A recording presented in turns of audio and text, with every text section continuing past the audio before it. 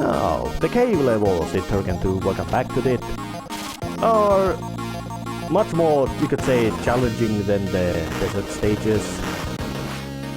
But still follow the basic gameplay styles and cues of running around, using liberal amounts of firepower, maneuvering around obstacles,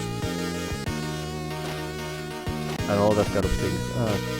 It really...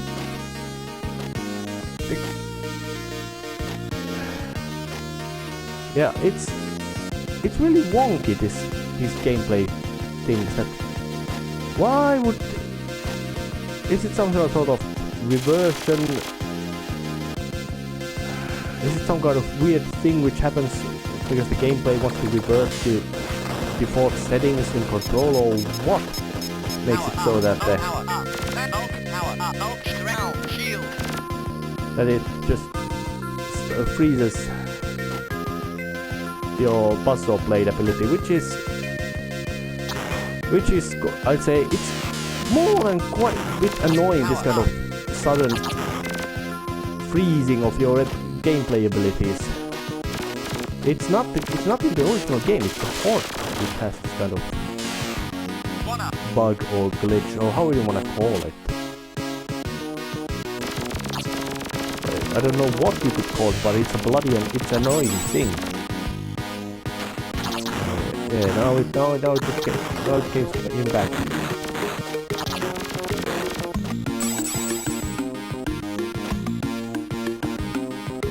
And of course,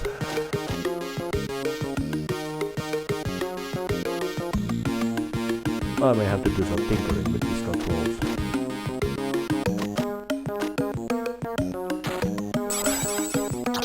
Oh yeah, it's really bizarre because in the original system, it made it so that when you had the spin blade ability, or how you want to call it, the ball mode in function, you had to duck and press the beam at the big laser beam attack button, which was spacebar in the original one, to activate it. But while in this one there's a separate button for it, but it just occasionally stops working, which I find would be, it's real clunky, that kind of programming.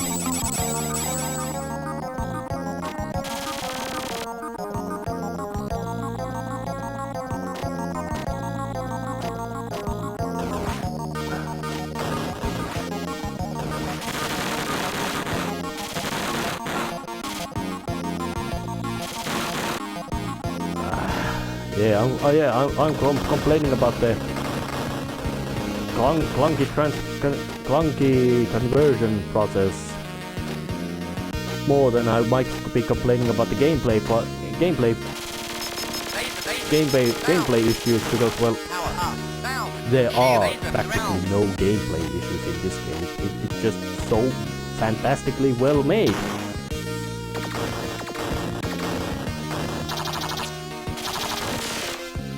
That it's practically impossible to find any kind of bad parts in this game's design. So, but in this places, all kinds of things happening. And nice soothing music from Mr. Hulsbeck. Yes, he's German. Yes, he's one of the, you might say, one of the best composers of his era. Or tool, however you wanna call it. Damn fine man in his work. And a new stage, which happens only once in this game, the swimming stage. But still follows the basic gameplay cues of you swimming around and blowing up things with your weaponry. And there's quite a bunch of enemies also showing up.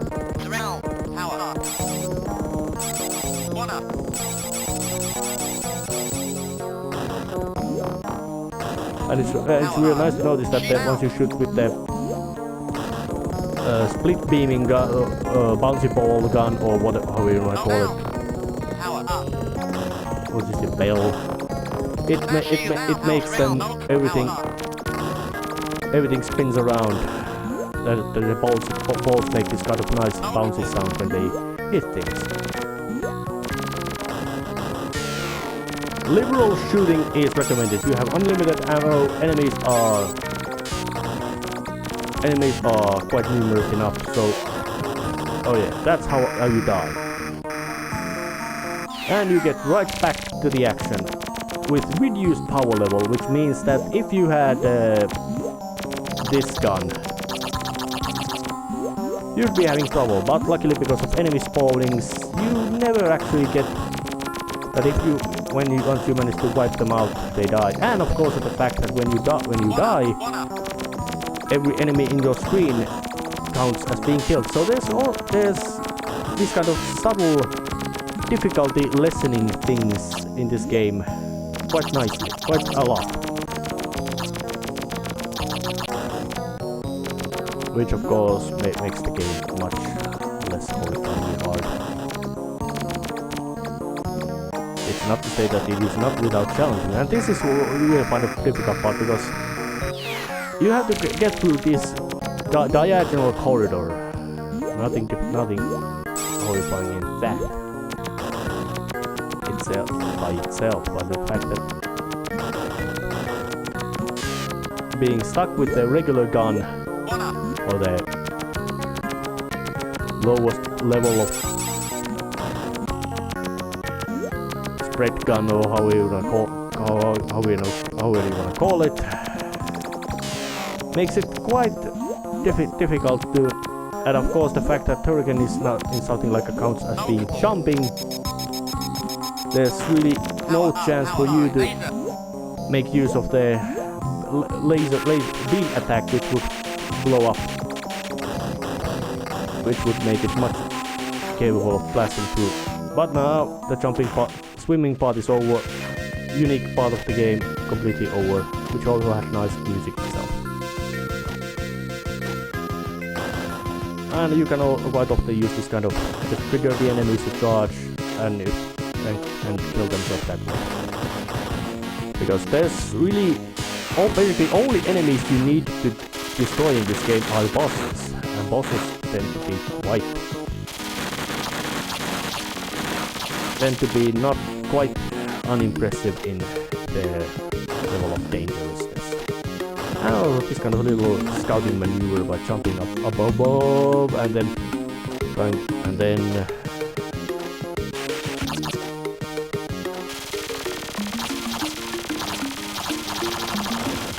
just attacking like this from a close angle makes it much better.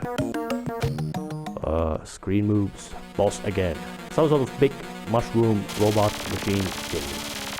Yeah, bosses don't have names except the final boss, and that only appears very little. Yeah, but this thing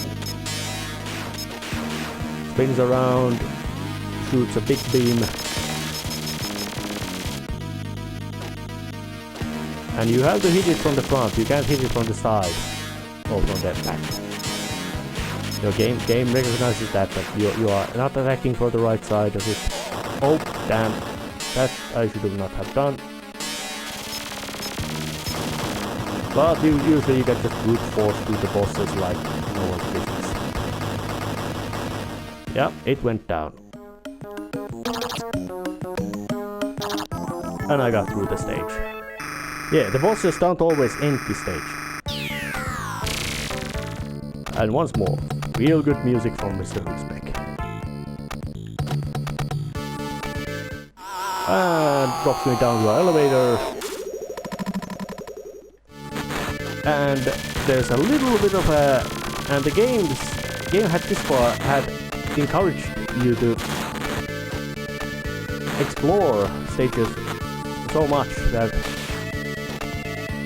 it would be... That would be actually that it's in a sense recommended to try to find things ahead.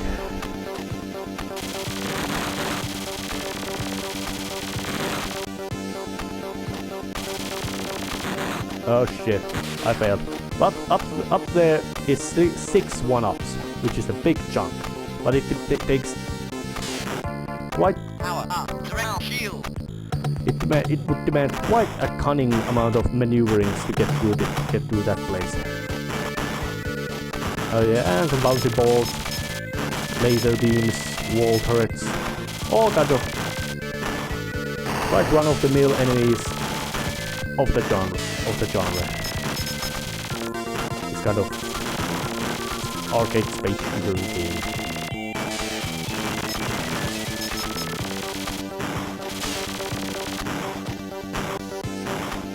Yeah, these bouncy balls are quite simply annihilated using the buzzsaw ability.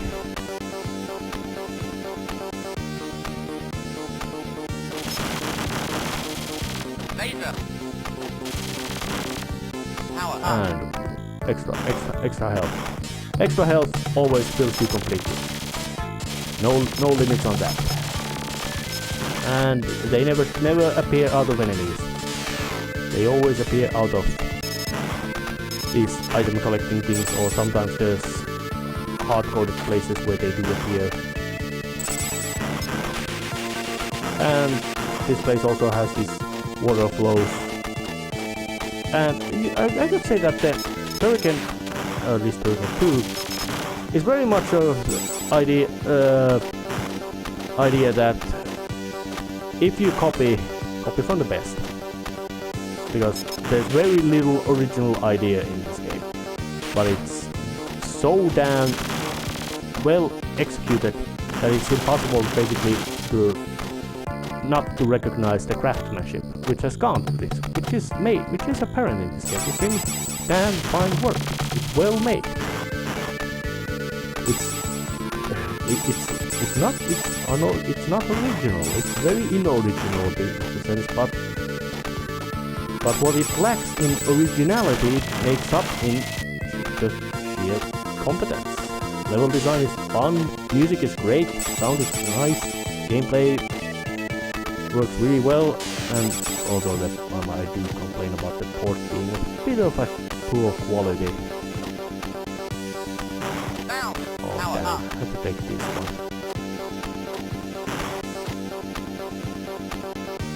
Oh, that's a kind of a trap. You get 2 by losing 1. Not falling for that. Although, kind of sneaky. You still make that sacrifice worth more than it actually is. By, this is certain death, but you get.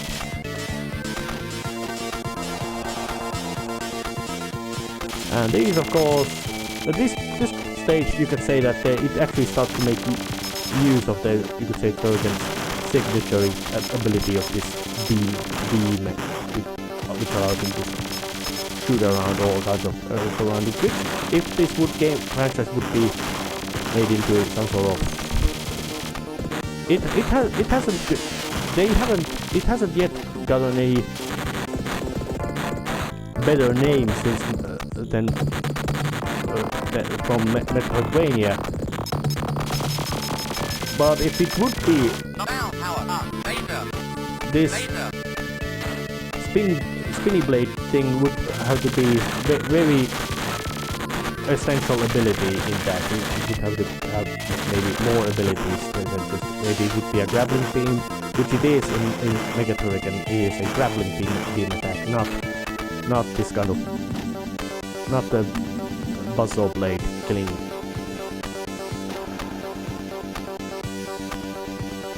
And here there's some sort of new bit of gimmick.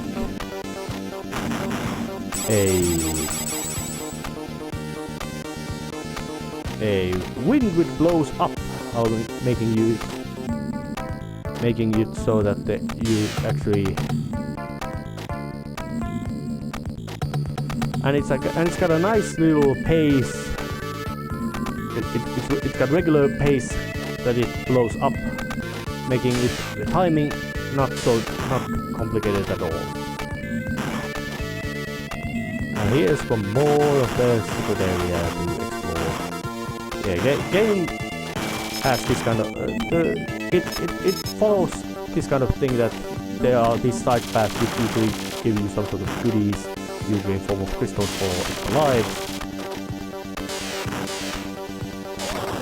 But of them they also are also this kind of little sandwiches, even though time limit in this game is quite, you could say, quite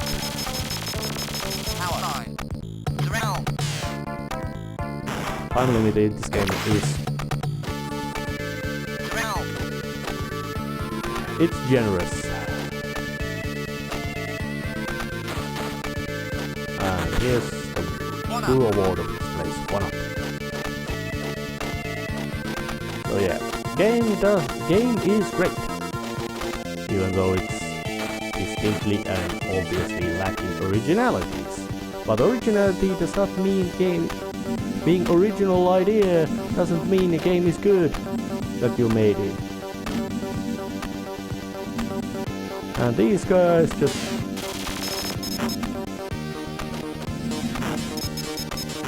and some little pests on my way, turrets and laser beams.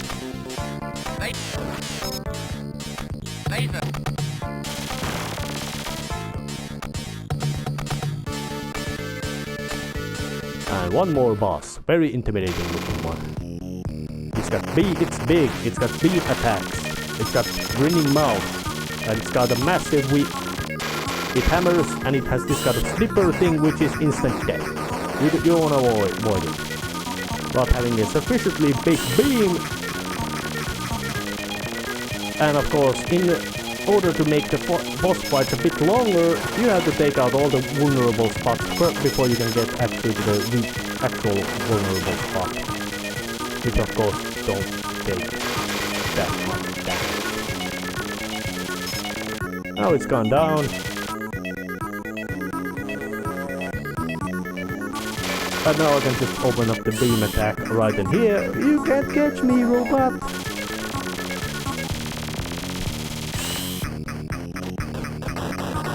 Yeah, it goes down.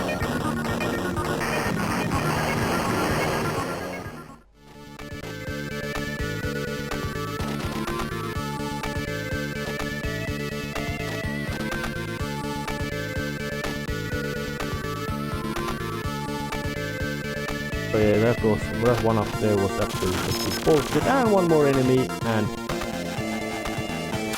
this is a nice little Easter egg, and the oldest Easter egg I know in this game. Factor 5 made a Amiga port of R-Type, and that bit over there was from R-Type.